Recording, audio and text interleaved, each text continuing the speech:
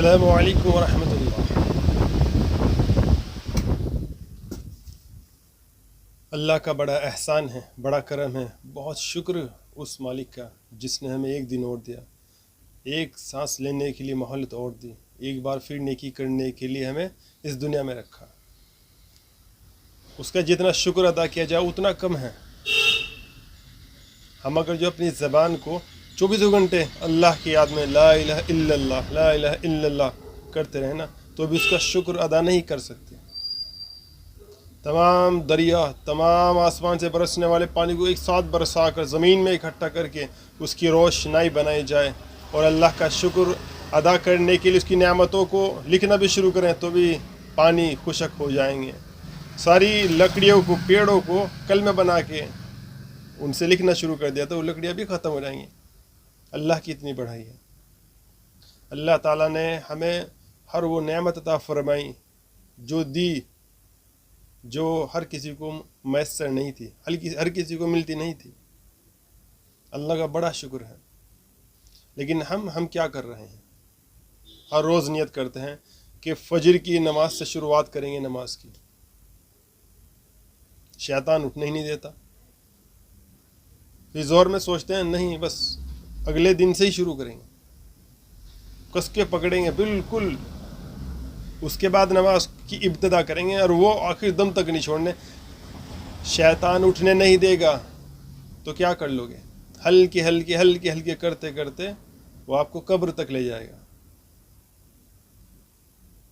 ہماری کمیاں ہی ہمیں برباد کر رہی ہیں، کوئی دوسرا نہیں ہے۔ ہمارے بچے چھوٹے سے ہیں، وہ روتے ہیں، پیٹتے ہیں، تو ہم کیا کرتے ہیں؟ انہیں موبائل دے دیتے ہیں۔ اب وہ موبائل کیا کام کرتا ہے آپ کو معلوم نہیں۔ موبائل صرف تباہ برباد کر رہا ہے۔ بچے جب چھوٹے سے ہوتے ہیں تو گیم کھیلتے ہیں، گیم کھیل لے، تھوڑے بڑے ہوئے گانے سننے لگے، ناچنے لگے، اور جوان ہوئے غلط چیزیں دیکھنے لگے۔ میں صحیح کہہ رہا ہوں، اس میں یہ سوچیے مت کہ میں کیسی بات کر رہا ہوں، حقیقت یہی ہے۔ بچے جب جوان ہو جاتے ہیں، آپ کیا 24 گھنٹے نظر رکھ سکتے ہو اپنے بچے پر؟ اپنے بچے پہ کوئی 24 گھنٹے نظر نہیں رکھ سکتا۔ آپ کیا ٹوائلٹ میں، باتھ روم میں ان کے ساتھ جاتے ہو؟ وہ کیا کر رہے ہیں، موبائل میں کیا دیکھ رہے ہیں، آپ کو معلوم نہیں ہے ذرا سا بھی۔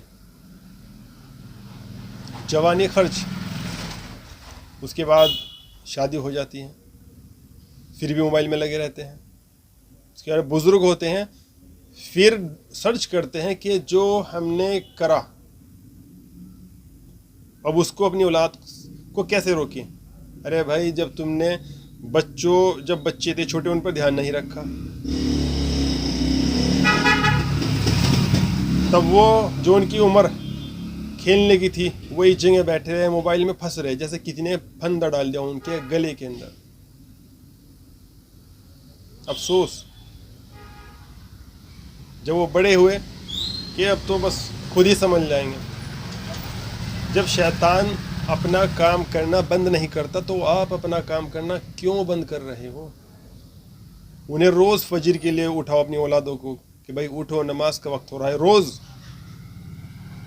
اگر آپ دھیان نہیں دو گے تو کون دھیان دے گا؟ جب شیطان اپنا کام کرتے ہوئے ہار نہیں مان رہا، روز وہ انہیں بہکا دیتا ہے، تو آپ بھی اپنا کام کرتے ہوئے ہار مت مانیے، روز اپنا کام کریے، روز کوشش کریے۔ اگر ایک پتھر پہ روزانہ رسی کو رگڑا جائے تو وہ پتھر کو بھی کاٹ دے گی۔ تو اسی طریقے سے انسان کو اپنے آپ کو بدلنا پڑے گا، اپنی اولادوں کو بچانا پڑے گا اس موبائل کے فتنے سے۔ ایک ہمارا دوست موبائل کی وجہ سے برباد ہو گیا، اور برباد چھوٹا موٹا نہیں، بہت اچھی طریقے سے ہوا۔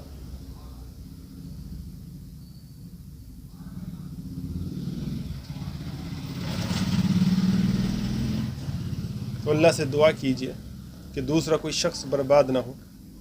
افسوس بھی ہوتا ہے کہ موبائل انسان کے ساتھ کیا کر رہا ہے۔